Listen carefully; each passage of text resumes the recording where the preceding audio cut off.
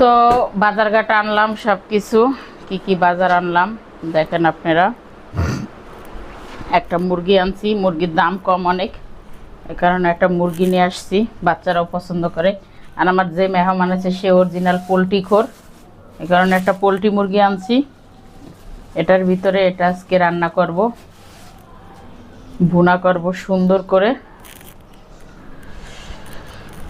হ্যাঁ কি আর বলবো, বলার মতো কোনো ভাষা পাই না, খুঁজে শরীর হাত পাও চলেই না, এরকম অবস্থা। তো আরমান তুমি কি করতেছো? পড়তেছো? এই আমার মেহমান শুয়ে আছে। মেহমান মানে এটা খাবে না সেটা খাবে না, আমার ছেলেদের চেয়েও খারাপ। পোলট্রি মুরগি দাও, ডিম দাও, গরুর মাংস দাও, বড় বড় পাঙ্গাস মাছ দাও, এছাড়া আর কিছু খাবে না।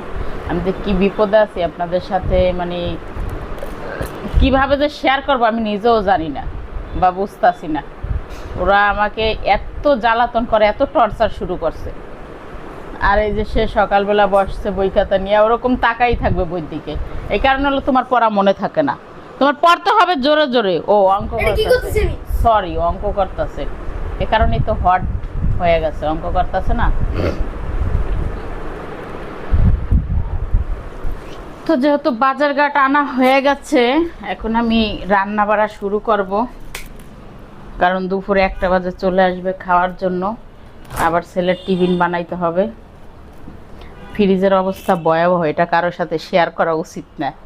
মানে ফ্রিজ নোংরা হয়েছে, পরিষ্কার করব, আর এরকম টাইমে জ্বর দেখা দিছে, চিকনগুনিয়া হয়েছে এরকম টাইমে।